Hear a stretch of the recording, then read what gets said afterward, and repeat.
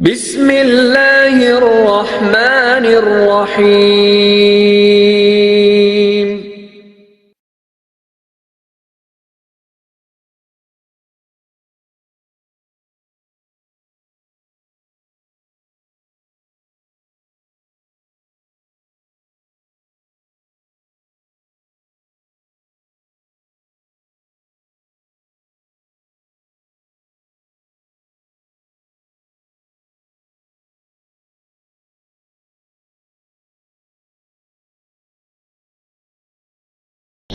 سبحان اللہ الحمدللہ اللہ اکبر سبحان اللہ۔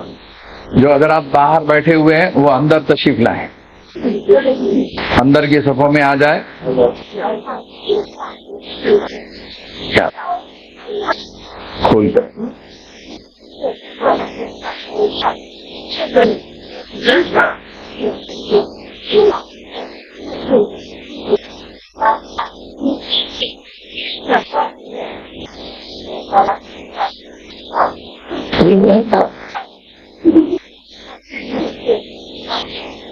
السلام علیکم ورحمۃ اللہ وبرکاتہ۔ الحمد للہ کفا وسلام علی عبادہ الذین اصطفى، اما بعد فاعوذ باللہ من الشیطان الرجیم، بسم اللہ الرحمن الرحیم۔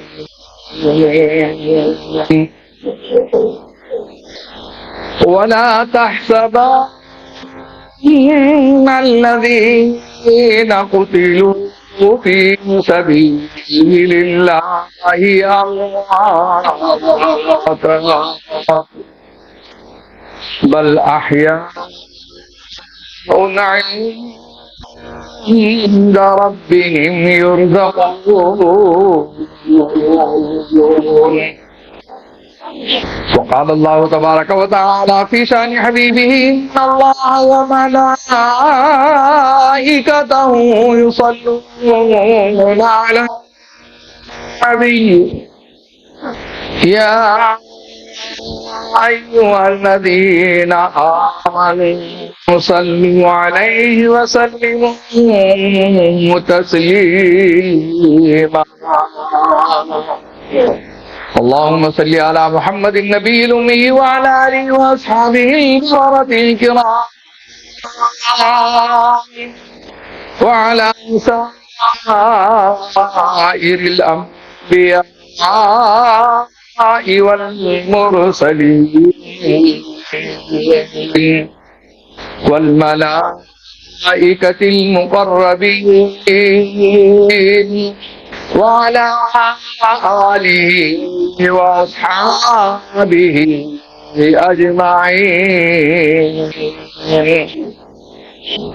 میرے محترم بزرگوں، دینی بھائیوں، ناظرین و سامعین، یہ ماہ محرم الحرام جس کے فضائل، مناقب اور جس کی تفصیلات آپ بہت سارے علماء کرام سے سنتے رہے،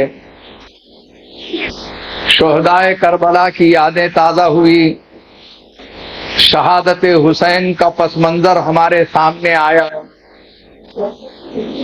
اور آپ نے یہ محسوس کیا کہ ہر دور کے اندر حق اور باطل کا معرکہ چلتا رہا،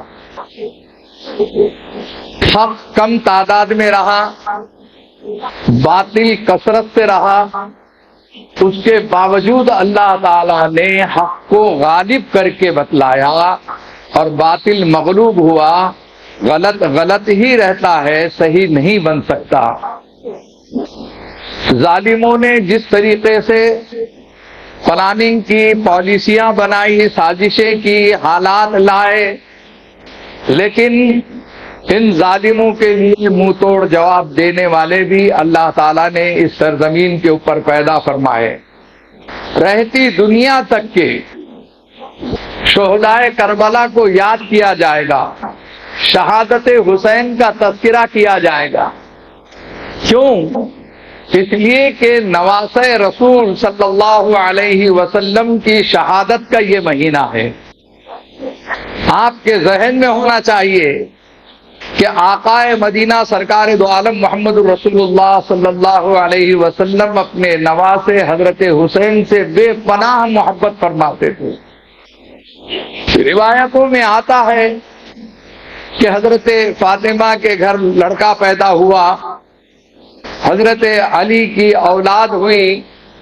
جیسے ہی اطلاع ملتی ہے میرے آقا صلی اللہ علیہ وسلم حضرت فاطمہ اپنی بیٹی کے گھر تشریف لے جاتے ہیں اور اس معصوم بچے کو جس کا نام ابھی نہیں رکھا گیا ہے اپنی گود میں لیتے ہیں، اپنے ہاتھوں میں لیتے ہیں اور کھجور جو ہے چبا کر اس کے منہ میں ڈالتے ہیں. یہ تہنیک جو ہے سنت بھی ہے، اور آپ صلی اللہ علیہ وسلم کا لعاب مبارک حضرت حسین کے ہونٹوں پر اور حلق میں لگے، اس سے بڑھ کر اور کیا مقام ہو سکتا ہے اس بچے کا. ہر نانا کو یہ محسوس ہوتا ہے کہ وہ اپنے نواسے اور نواسیوں سے کتنی محبت کرتا ہے، اور نواسا اور نواسی جو ہے اس کی محبت اور شفقت اور اس کے تذکرے اگر آپ دیکھیں گے تو آپ کو محسوس ہوگا کہ محبت شباب پر رہتی ہے. روایتوں میں آتا ہے کہ حضرت امام حسین رضی اللہ عنہ جو بچپن میں ہیں، آپ صلی اللہ علیہ وسلم کی گود میں پرورش پا رہے ہیں. آپ صلی اللہ علیہ وسلم ان کے رونے کے موقع پر تسلی دے رہے ہیں. آپ صلی اللہ علیہ وسلم ان سے پیار کر رہے ہیں، ہونٹوں کو چوم رہے ہیں، گالوں کو چوم رہے ہیں، پیشانی کو چوم رہے ہیں. کتنا مقدس مقام ان کو اللہ تعالیٰ نے عطا فرمایا. یہ کوئی تصور ہی نہیں کر سکتا کہ اتنا بڑا مقام نواسہ رسول کو ملا ہو. بلکہ روایتوں میں آتا کہ آپ صلی اللہ علیہ وسلم عبادت کرتے تو اس وقت یہ چھوٹے سے بچے ہیں حضرت حسین نانا کے جو ہے پیٹھ پر سوار ہو جاتے، نانا کے نماز کے بیٹھے ہوئے قاعدے میں گود میں آ کر بیٹھ جاتے. آپ صلی اللہ علیہ وسلم سے بے پناہ شفقت محبت نواسہ رسول کو بھی تھی.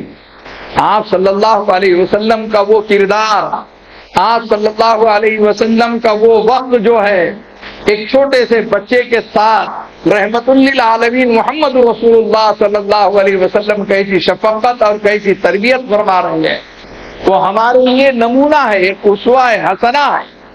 میرے عزیز دوستوں اور بزرگوں، امام حسین رضی اللہ عنہ کو شہید کر دیا جائے گا اور امام حسین رضی اللہ عنہ کے ساتھ ان کے پورے خاندان کو شہید کر دیا جائے گا، یہ کوئی تصور بھی نہیں کر سکتا.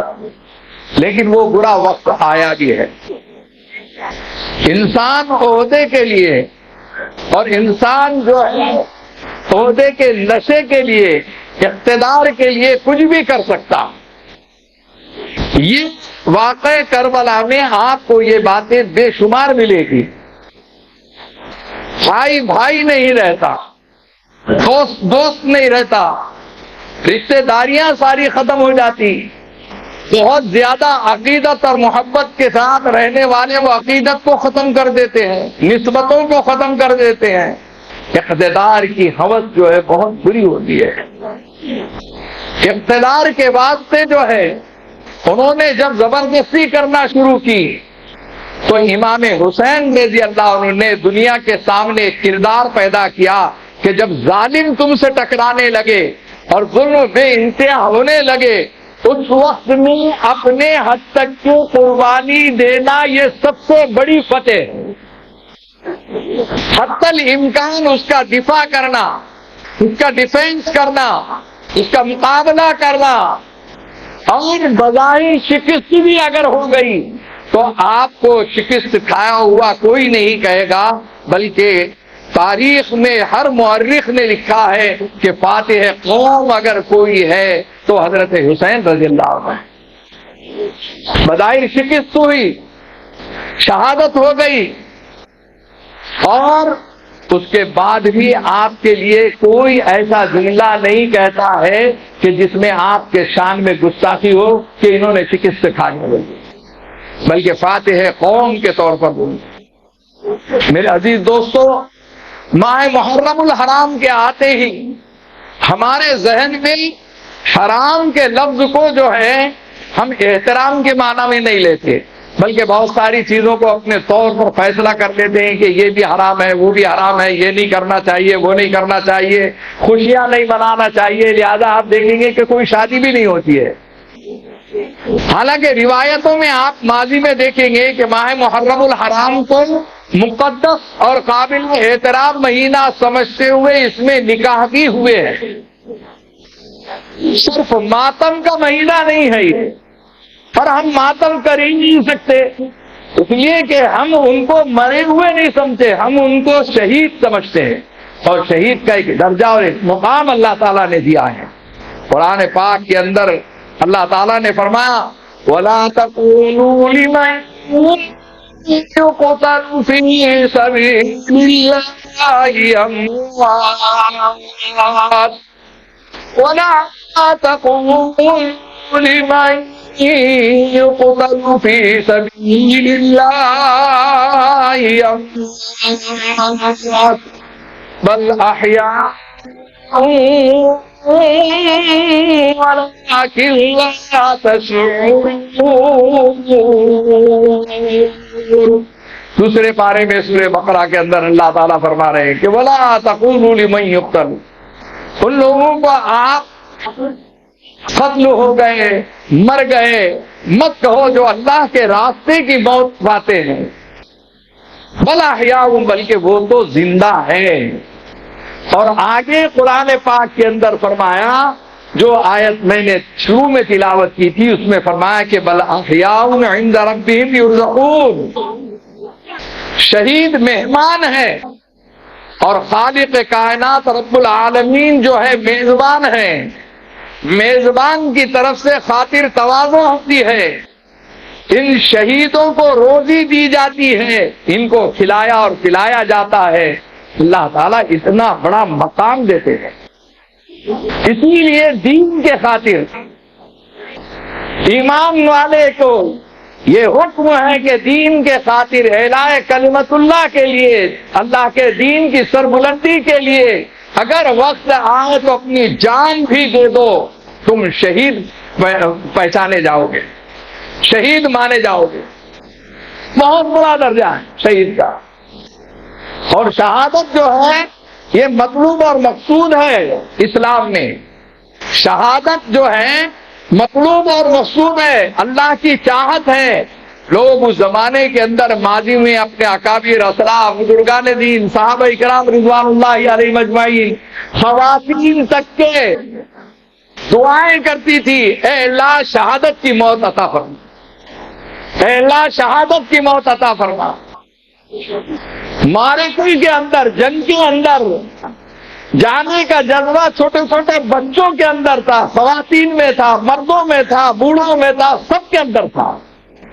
روایتوں میں آتا ہے کہ ایک مرتبہ پوری جماعت کو اللہ کے رسول صلی اللہ علیہ وسلم روانہ فرما رہے ہیں۔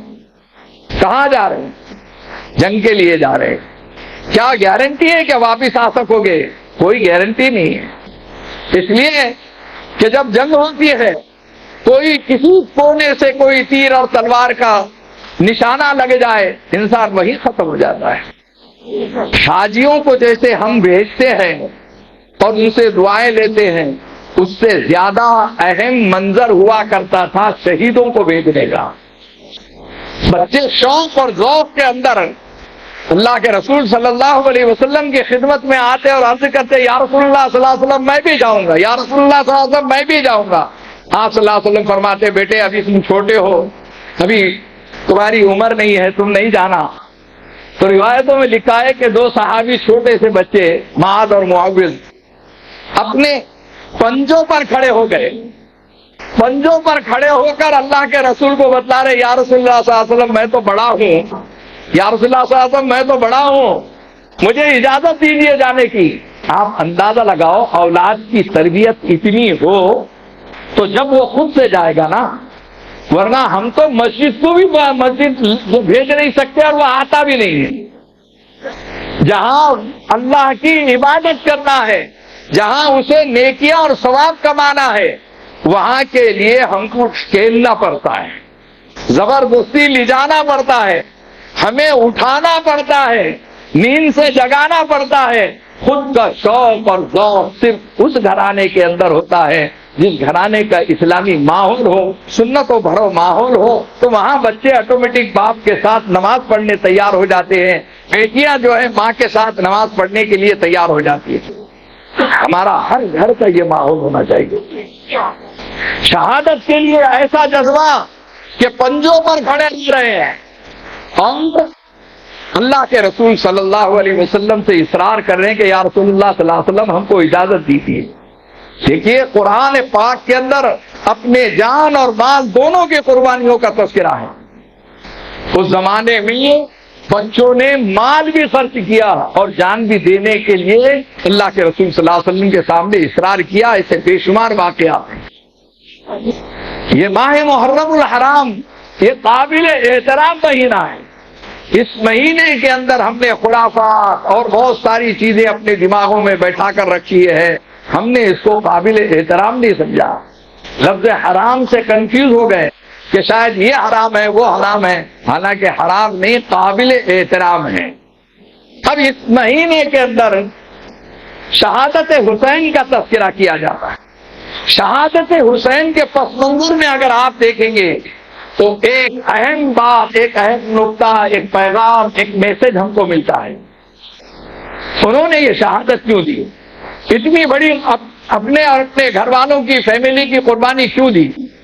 انہوں نے جب یہ دیکھا حضرت حسین رضی اللہ عنہ نے کہ میرے نانا کے لائے ہوئے دین کے اندر تبدیلی کی جا رہی ہے، میرے نانا کے لائے ہوئے دین کے اندر کچھ نہ کچھ رد و بدل کیا جا رہا ہے، انہوں نے اس وقت اپنے ایمان سے پوچھا، اپنے ضمیر سے پوچھا، عزت قلبک، اپنے دل سے فتویٰ حاصل کر لیا کرو، ایسے وقت زمین کی آواز پر لبیک کہا کرو، حضرت حسین کی سنت تم ادا کرو۔ حضرت حسین رضی اللہ عنہ کے پاس جو ایمان ہے وہ کیسا ایمان ہوگا؟ اعلیٰ درجے کا ہوگا، اوسط درجے کا ہوگا کہ ادنیٰ درجے کا ہوگا؟ حضرت حسین رضی اللہ عنہ چونکہ نواسہ رسول ہیں، اس لیے ان کے پاس اعلیٰ درجے کا ایمان ہونا ضروری ہے۔ اعلیٰ درجے کا ایمان کیا ہے؟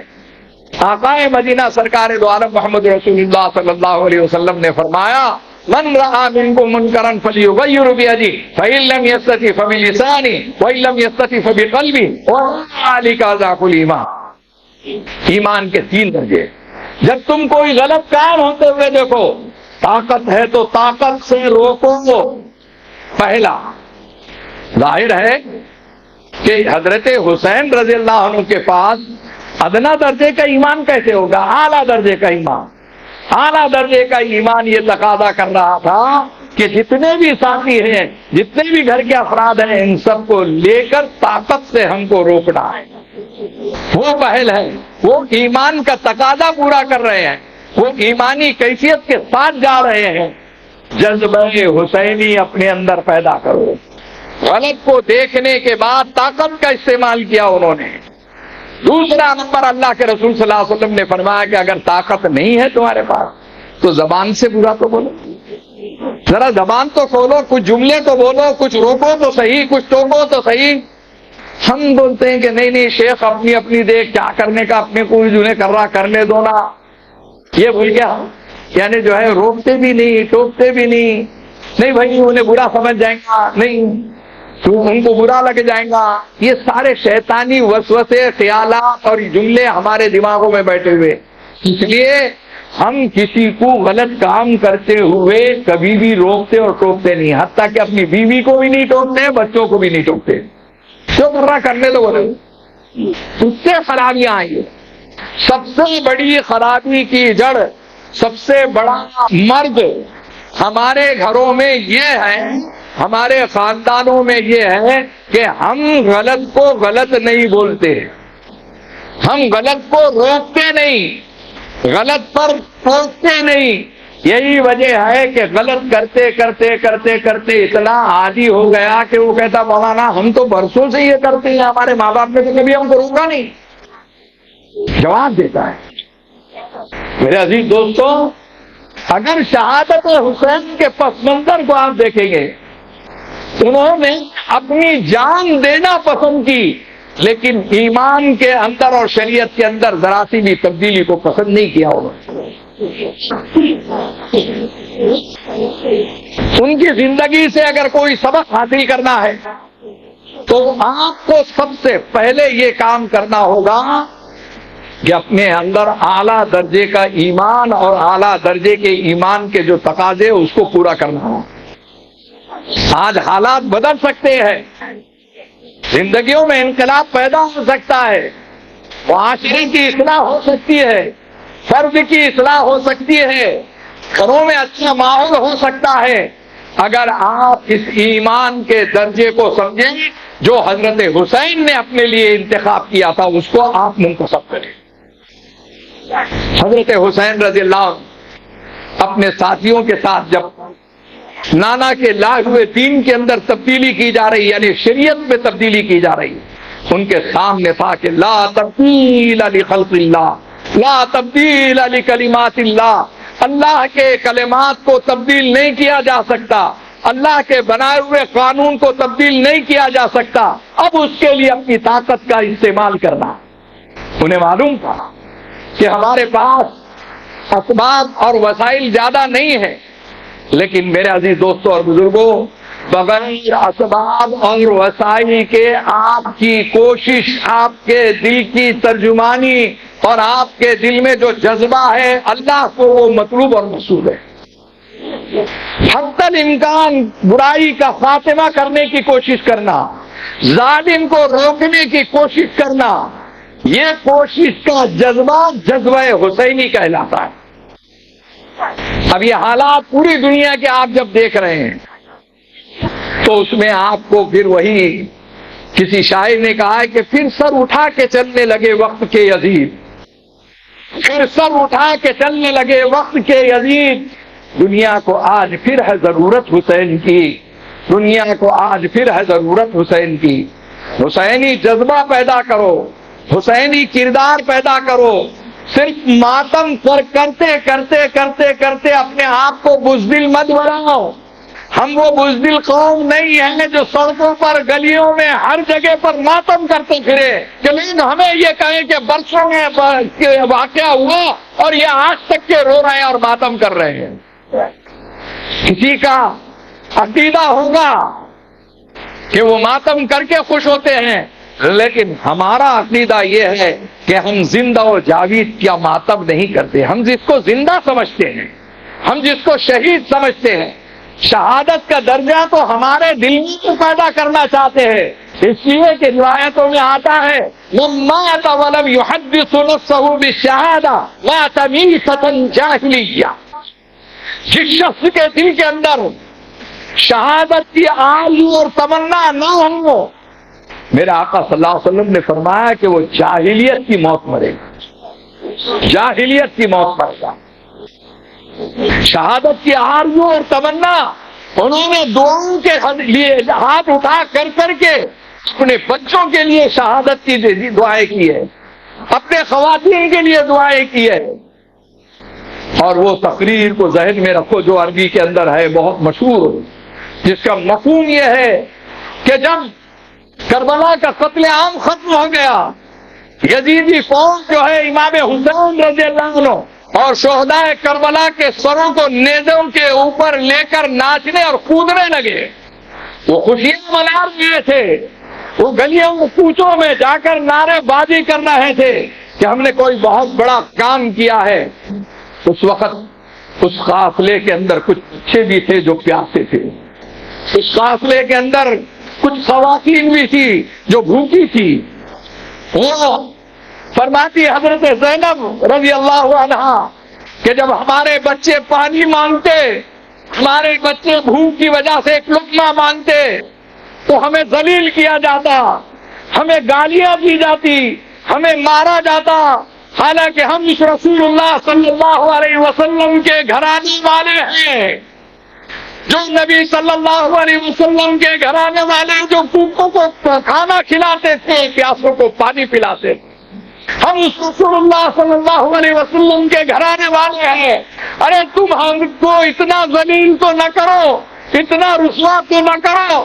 وہ پیارا معصوم عباس تڑپ رہا ہے، ارے اسے 2 گھونٹ پانی تو پلا دو۔ وہ چھوٹی معصوم بچی تڑپ رہی ہے، اسے 2 گھونٹ پانی تو پلا دو۔ ظالموں نے خنجر نکالے، ظالموں نے انہیں تڑپایا اور ترسایا، لیکن 2 گھونٹ پانی نہیں دیا۔ میرے عزیز دوستو، ہم عاشورہ کے ٹائم پر جو ہے شربت پلا لیتے ہیں، یہ تصور صحیح نہیں ہے۔ یہ تصور اس لیے صحیح نہیں ہے کہ وہ شہادت کی موت مر رہے ہیں، اور اس وقت ہم کو کیا کرنا ہے۔ نبی کریم صلی اللہ علیہ وسلم کا یہ فرمان تھا کہ عاشورہ کا روزہ رکھو، اور جب آپ صلی اللہ علیہ وسلم نے یہ حکم دیا اور کچھ لوگوں سے پوچھا اس زمانے کے کہ تم بھی روزہ رکھتے ہو، یہودیوں سے پوچھا، موسیٰ علیہ نبینا علیہ الصلوۃ والسلام کے ماننے والوں سے پوچھا کہ تم روزہ رکھتے ہو، تو انہوں نے کہا کہ ہاں ہم بھی روزہ رکھتے ہیں عاشورہ میں۔ دریافت فرمایا کہ تم کس خوشی میں رکھتے ہو؟ انہوں نے فرمایا موسیٰ علیہ نبینا علیہ الصلوۃ والسلام کی قوم نے کہا فرعون کے ظلم سے نجات کا دن ہے، ہم نے فرعون کا ظلم بہت برداشت کیا، اور ہمیں جس دن نجات ملی ہے وہ عاشورہ کا دن ہے، اس لیے ہم خوشی میں روزہ رکھتے ہیں۔ میرے آقا صلی اللہ علیہ وسلم نے مسلمانوں کو، ایمان والوں کو خطاب کر کے فرمایا خالف الیہود، خالف الیہود، خالف الیہود، یہودیوں کی مخالفت کرو۔ وہ 1 دن کا روزہ رکھتے تھے، تم 2 دن کا روزہ رکھو، تم 9 اور 10 کا رکھو یا 10 اور 11 کا رکھو۔ جس آقا صلی اللہ علیہ وسلم کے ہم ماننے والے ہیں، نبی کے نام لیوا ہیں، نبی کے عاشق ہیں، ہم نبی کا دامن نہیں چھوڑیں گے بولتے ہیں، ہم نبی سے عشق اور محبت کی اظہار کرتے ہیں۔ اس آقا صلی اللہ علیہ وسلم کا منشا کیا ہے، اس کو سمجھنے کی کوشش کرو۔ حضور پاک صلی اللہ علیہ وسلم نے روزے میں یہودیوں کی مشابہت برداشت نہیں کی، عبادت میں یہودیوں کی مشابہت برداشت نہیں کی۔ ہم پوری زندگی یہود و نصارہ کے طریقے پہ چلیں گے، یہ کیسے میرے آقا صلی اللہ علیہ وسلم برداشت کریں گے؟ کیسے برداشت کریں گے؟ اس لیے تو علامہ اقبال رحمۃ اللہ علیہ نے فرمایا وضع میں تم ہو نصارہ تو تمدن میں ہنود، وضع میں تم ہو نصارہ تو تمدن میں ہنود۔ یہ مسلمان ہیں جنہیں دیکھ کے شرمائے یہود، یہ مسلمان ہیں جنہیں دیکھ کے شرمائے یہود۔ ارے یہودی ہم سے شرما جا رہا ہے، شیطان ہم سے شرما جا رہا ہے، ہمارے اعمال، ہمارے کارنامے عاشورہ کے دن کیا ہو رہے ہیں، اور یہ کیا تماشا ہو رہا ہے۔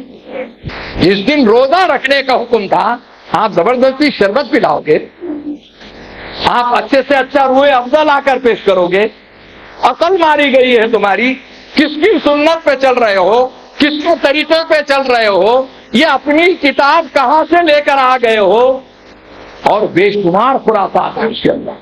میرے عزیز دوستوں اور بزرگوں، عاشورہ کا بھی ایک پیغام تھا، خاموش پیغام تھا، روزہ رکھ کر خاموشی کے ساتھ اپنے رب کو راضی کرنے کا ایک پیغام تھا۔ میرے عزیز دوستو، ہر خوشی ناچنے، گانے، اچھلنے اور کودنے سے نہیں ہوتی ہے، کچھ خوشیاں ایسی ہوتی ہے جو خاموش رہنے کو بھی عبادت بنا دیتی ہے۔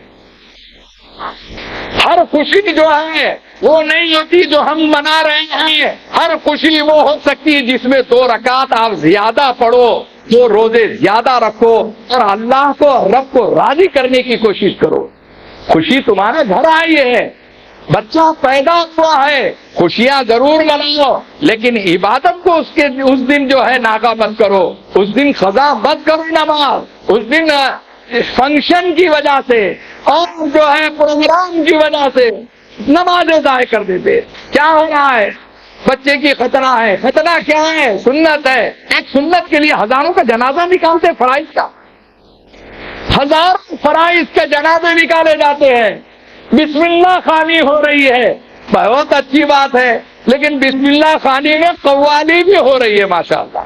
اس کا جواز انہوں نے کہا سے لیے نہیں معلوم. اور ناچ رہے ہیں، گا رہے ہیں، کیا ہے تو بولے بسم اللہ خوانی ہو رہی ہے.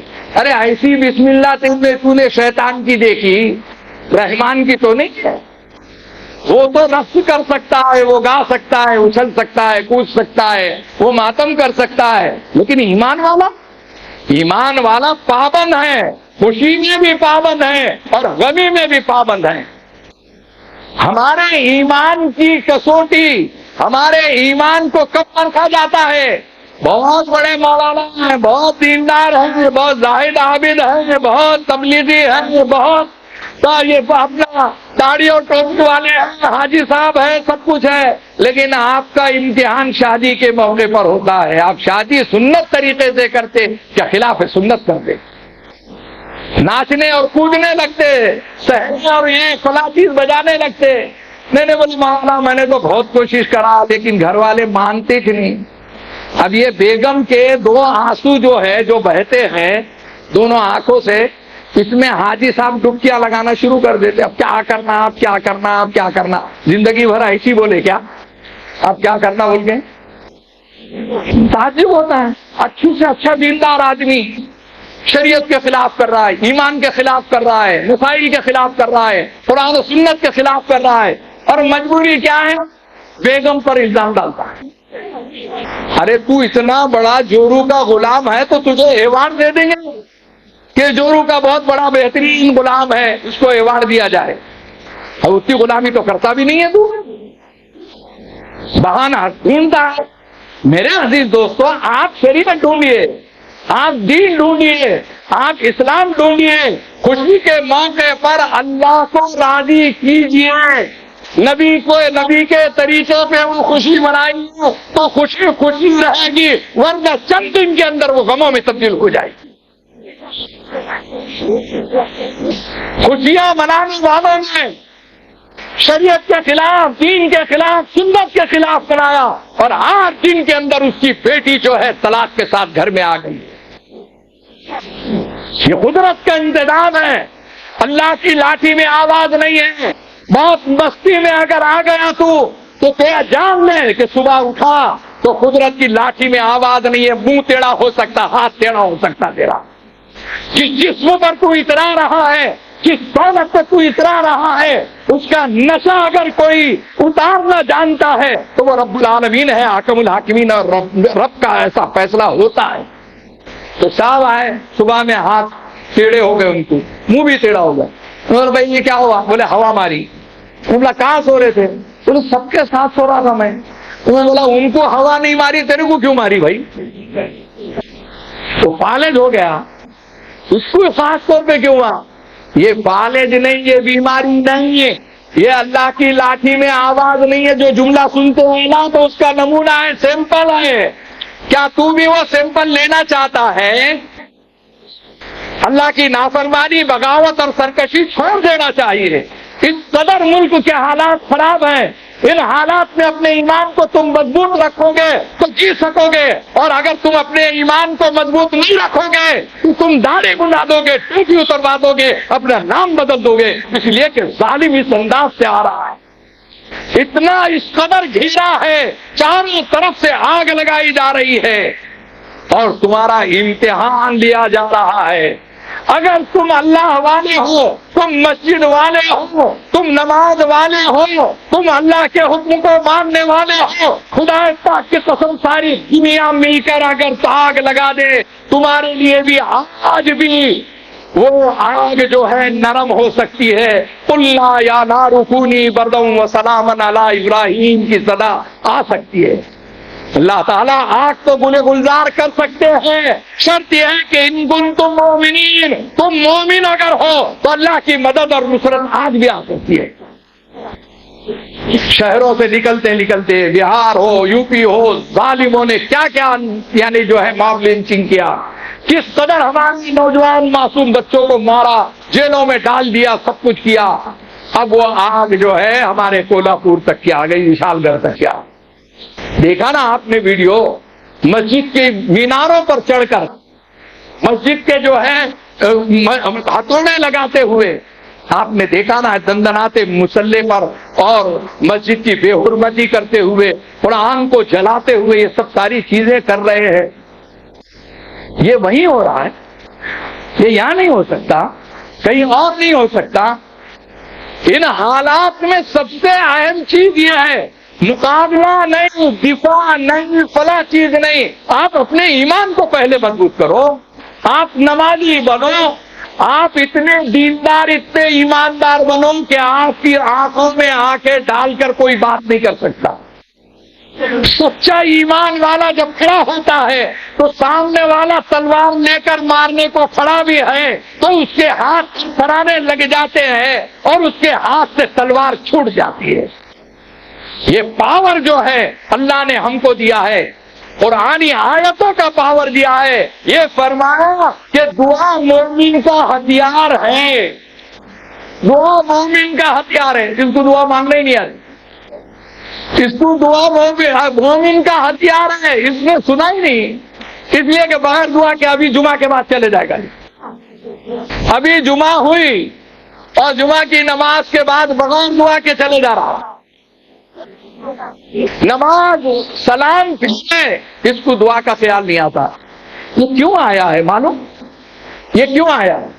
یہ مسجد میں جمعہ کے دن جو ہماری ماں اور بہنوں کی تھوڑی سی مہربانیاں ہیں، زبردستی ارے نہا رہے، ارے کپڑے بدل رہے، ارے جا رہے مسجد کو، آج جمعہ کا دن ہے تو اس میں سے یعنی 1/3 ویسے آئیں گے، دل سے نہیں۔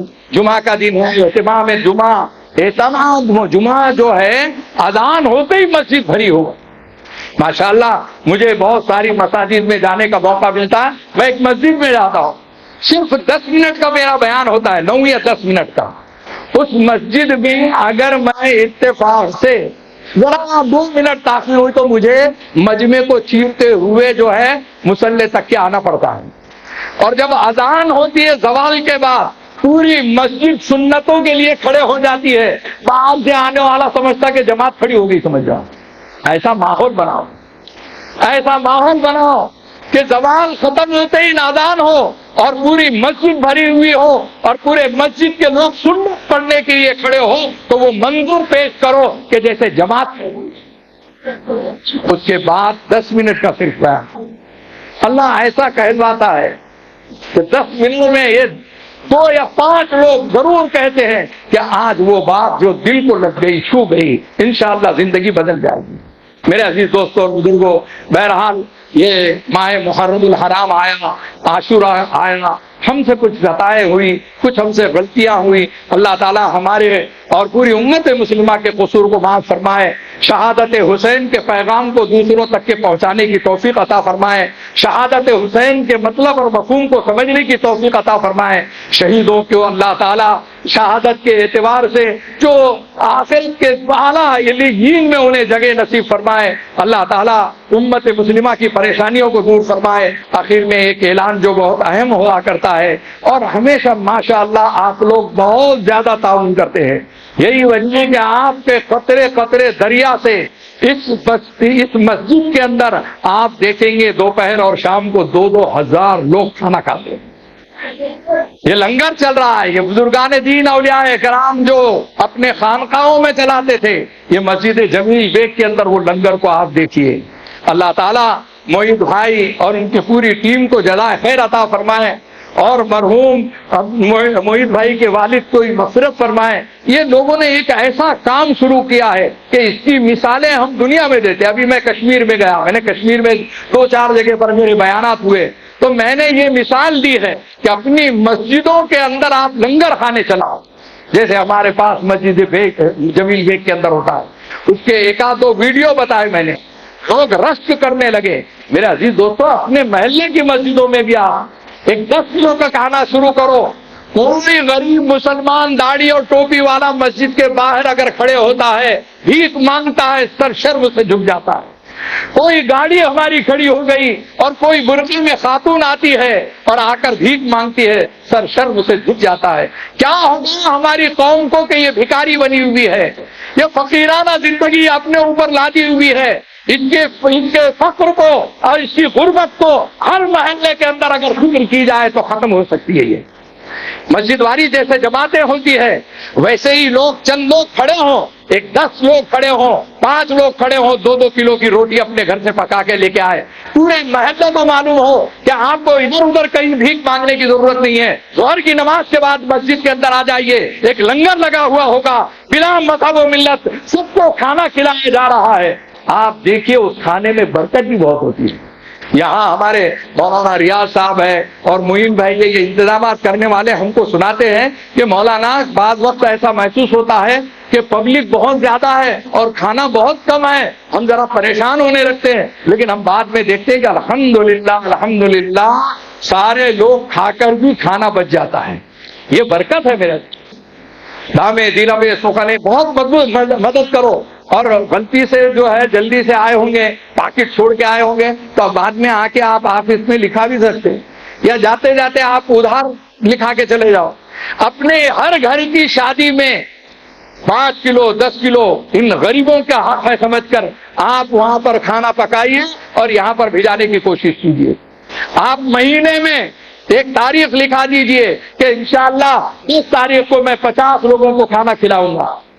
یہاں پر انتظام کر دیتے ہیں وہ ہر طریقے سے. میرے عزیز دوستو، غربت ایمان کو ختم کر دیتی ہے، افلاس ایمان کو ختم کر دیتا ہے. اگر 2 لقمے کسی کو آپ کھلاتے ہیں یہ بہت بڑا اجر و ثواب ہے. وَيُطْعِمُونَ الطَّعَامَ عَلَىٰ حُبِّهِ مِسْكِينًا وَيَتِيمًا وَأَسِيرًا.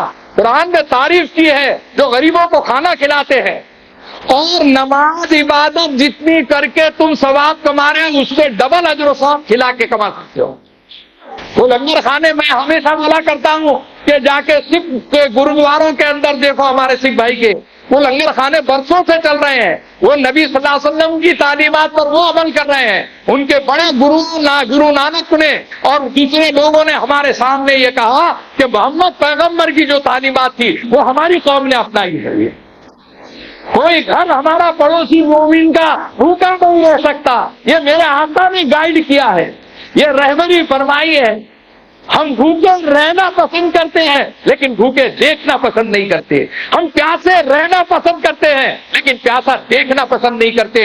جس قوم کا یہ جذبہ ہو اور جس قوم کے پاس یہ تعلیم ہو وہ قوم کبھی ذلیل اور رسوا نہیں ہو سکتی، وہ قوم کبھی مظلوم نہیں ہو سکتی، وہ قوم کبھی مظلوم نہیں ہو سکتی. آپ لوگوں کو غیروں کو بلا کر اگر کھانا کھلائیں گے، وہ جا کر اپنے محلوں میں کہیں گے، آپ کو تقریر کرنے کی ضرورت نہیں ہے ارے مسلمان اتنے اچھے ہوتے ہیں کہ مجھے بلا کر انہوں نے کھانا کھلایا، مجھے پانی پلایا. میرے عزیز دوستو، کھانا کھلانے اور پانی پلانے اور دوسری خدمت کرنے سے بھی آپ دل جیت سکتے ہیں. اس ملک کے امن کو اگر برقرار رکھنا ہے، اس ملک میں امن اور شانتی کو آپ کو دیکھنا ہے تو ہمارے غیر مسلم بھائیوں کے ساتھ ایسی دوستی کرو، ایسے تعلقات رکھو، ایسا انہیں کھلاؤ اور پلاؤ کہ آپ کے خلاف میں جانے کو ان کو سوچنا پڑے گا. آئیے ہم اللہ سے دعا کرتے ہیں کہ وشال گڑھ پر جو مظلوم ہیں، جو مجبور ہیں، اللہ تعالیٰ ان کی غیبی نصرت و مدد فرمائے. ان کے جو نقصان ہوئے ہیں مسلمانوں کو ان کو بھرپائی کرنے کی توفیق عطا فرمائے.